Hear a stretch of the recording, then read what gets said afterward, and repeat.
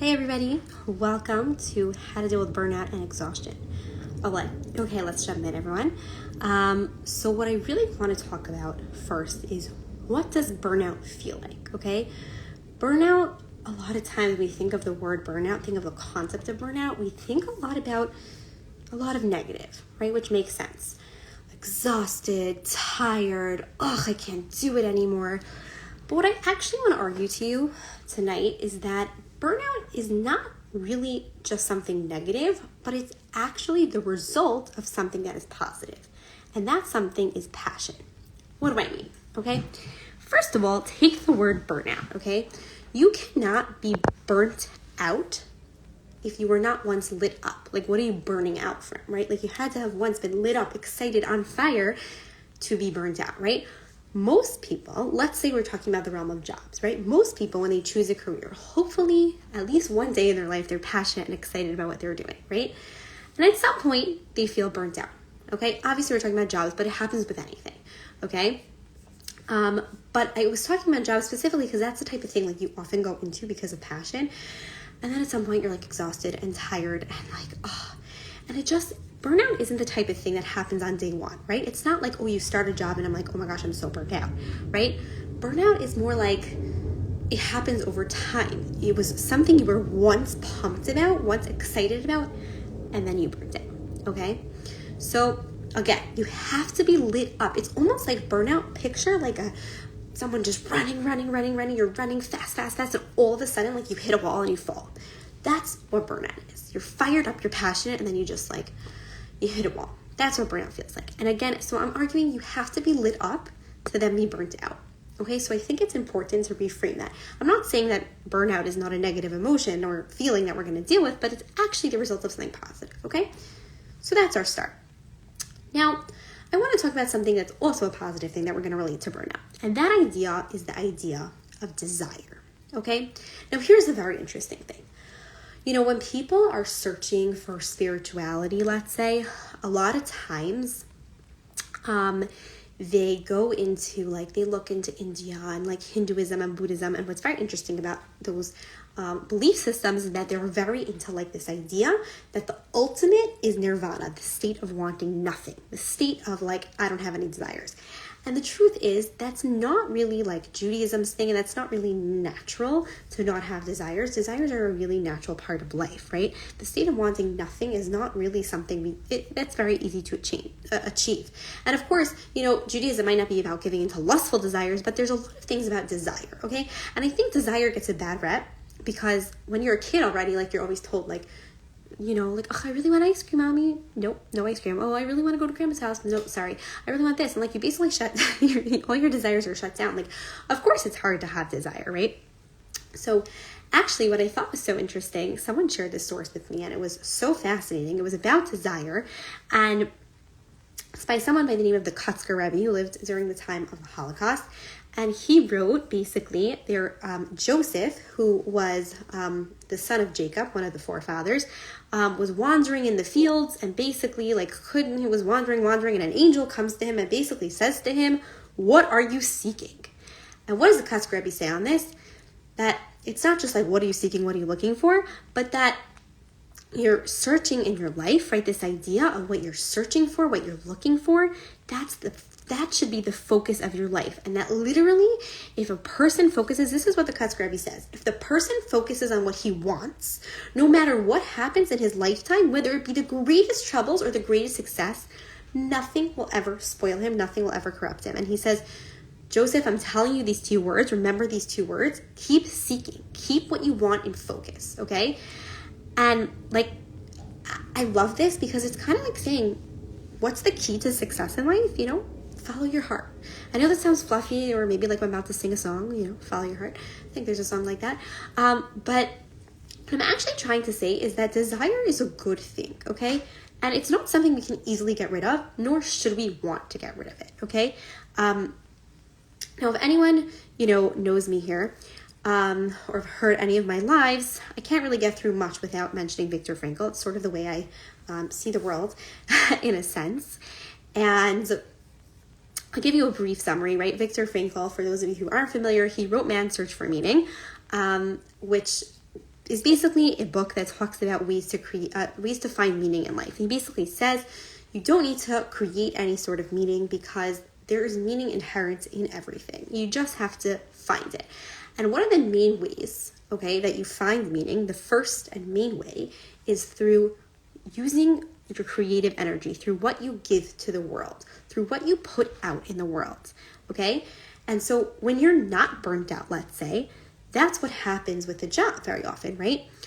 What is so exciting about starting a new job that you're passionate about, right, is you're excited and you work hard and you take that creative energy that's inside of you and you put it out there, okay? And you use it, and you have to learn all these new skills, and you might not be good at it yet, so you gotta work really, really hard, and then you get better and better.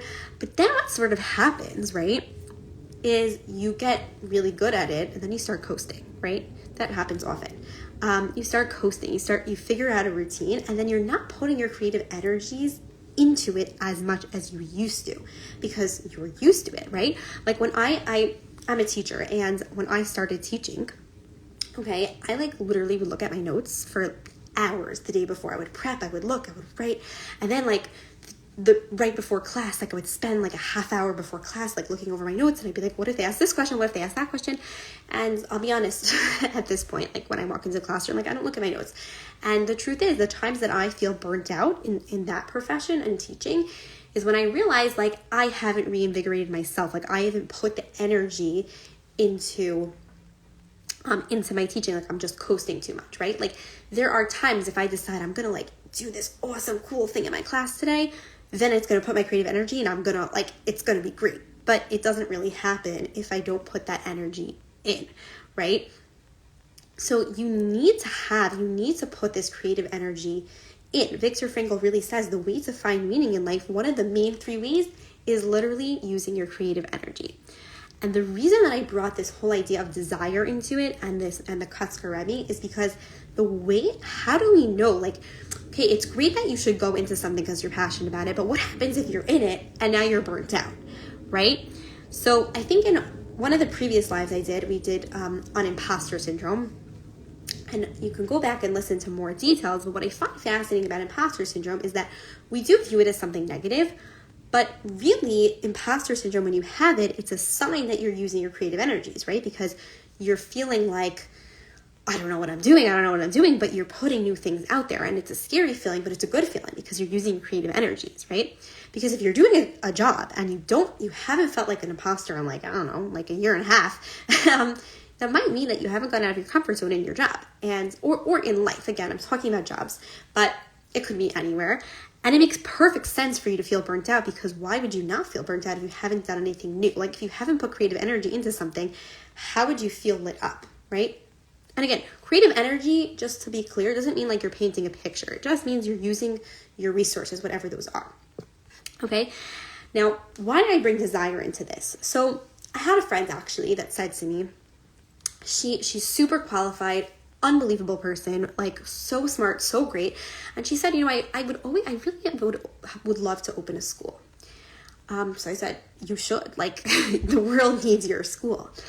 But she said, I would love to open it, but I was looking like, I don't know, like I feel like all the leaders in Tanakh and like the world and the Torah, the Bible, right? They're all like called up to lead. Like Moses didn't want to lead, like God made him, like all that type of stuff, right? And like no one's called me up to say like start a school. So like, I don't know if I should start one. And I said to her, that might be true. Maybe back in the day, right, when there was like prophecy, people had dreams and visions that they should start this thing and do this thing, and they did it. But my argument is, well, it's obvious that today we don't live in an age of prophecy, right? And so when we don't have that external call of prophecy to tell us this is what you're born to do, go put your creative energy into this, then I think we need to have an internal call. And that internal call, I believe, is desire. When we have a desire, a want to do something, that we have to tap into that, and that's going to get us out of burnout. And again, like I said earlier, we rarely think about what we want, because again, we're taught to shun that a little bit. Like we said, like when you're little and you want something, you're always told, no, you can't have what you want. Like, too bad. And so you learn not to have them. But the problem is you can't live an unbelievable, amazing life without wants, because without wants, there are no goals. And then without goals, there are no actions. And so, yes, this is a little bit of an inside-out approach. Like, it might not be the typical way you would have thought about burnout. Like, I could sit here, I could give you tips how to overcome burnout in 3 easy steps, right? Which may have been what you're expecting, so I'm sorry. But there is a lot of that. Like, of course you should rest up. Of course you should recharge. Of course you should have self-care. Like, of course you should take care of yourself. I will not minimize that ever. But I think the other point that I'm trying to make here is that we need to reignite the spark inside of us and light that fire up again, okay? And that comes in different ways.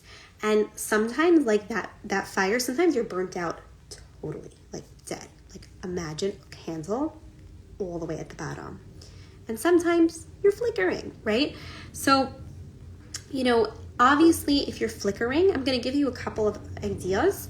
But sometimes, like, if you're so burnt out, it might not be so easy for you to get reinvigorated without some outside help, because, it might be that you need someone to help you, like, remember what you're passionate about. But if you're flickering, here's some good ideas, right? So, this is something I work on with clients often, is passion, is finding your passion, finding what you're excited about, how to make it into a career, how to do all that, whatever it is, how to maintain it in work-life balance, avoid burnout. And one thing I share is this idea that's really impactful, and it's about, it's actually to write a bio about themselves. So I'll say to them, listen, imagine it's, 1 year from now, depending on, what they want to accomplish, and you write a bio of your life, like, it's 2025, but instead of writing it in future tense, I will be blah, blah, blah, you have to write it in present tense, okay? I am making $1 million. Not that has to be your goal, but, I'm just giving an example of what it should sound like. It should sound in present tense. And again, I know this sounds like manifesting, but it's not really manifesting. It's interesting. In the book, The 7 Habits of Highly Effective People, Stephen Covey says that creation always has to happen twice. And the first time, it's usually in your imagination, right? Like, he gives an obvious example. You can't just build a house. It'll fall apart. You need to have a blueprint. So it's kind of true here also. You can't really just make a life. Like, you can't just, like, have your dream life. Like, you kind of have to dream it first, right? Like, you have to come up with goals. I know it sounds obvious, but, like, it might not be obvious, right? Goals are the same way. You can't just create the dream life, the life of your dreams if you never dreamt it. And so coming up with goals helps you with that first creation, right? And it kind of refuels you and forces to work on your creativity, because you figure out, can you please save this live? Yes, I intend to save a live.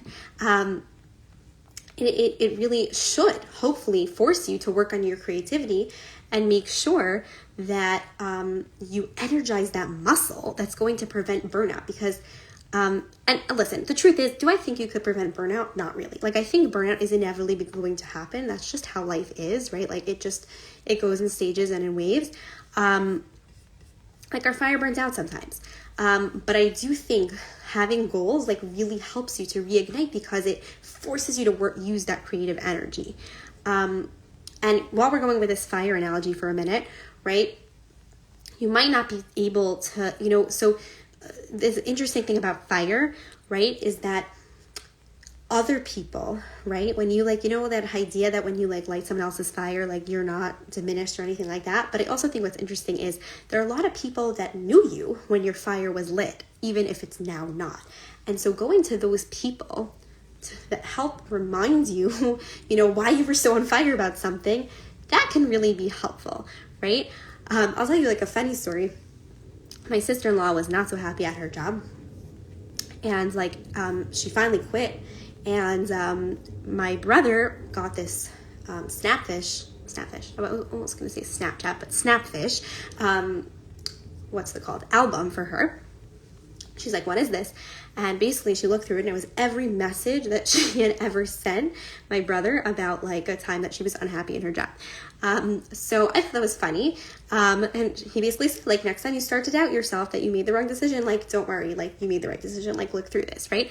I thought it was hilarious. But maybe, like, think about this the opposite way also. There are people in your life that know how much you loved what you originally did and can hopefully remind you, if it's the right thing, like, why it was the right thing, why you were so passionate, why you're so excited about it. I don't know if they'll make you a Shutterfly book, but, it's definitely something. And so,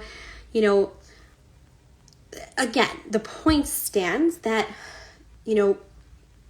burnout is going to happen. It's going to happen. But the key is you got to get back into that passion zone. And the truth is, maybe you do need a change. Like maybe you need a complete change, and maybe you just need a small change, right? Like it's not, obviously every person is different. Every burnout situation is different. But very often when you're in a situation where you feel burnt out, let's say at a job or whatever it is, trying to reinvigorate yourself by using your creative energy. And a lot of times a way to do that would be looking at goals, talking to people that like remember how awesome and on fire you were about this thing. That's really going to help. And what I find most often is when I work with women who are trying to find their passion or their career or figure things out, like, yeah, there's definitely times when they feel like their light's flickering or it's totally burnt out, like I have no hope, but it's the type of thing you can really overcome. And sometimes you just need, you just need a little work and you get there. So definitely, if you want more about passion, things like that, check out my page, Rikki Ash Consulting, because we talk about that a lot there. Thank you so much for tuning in, and have a great night.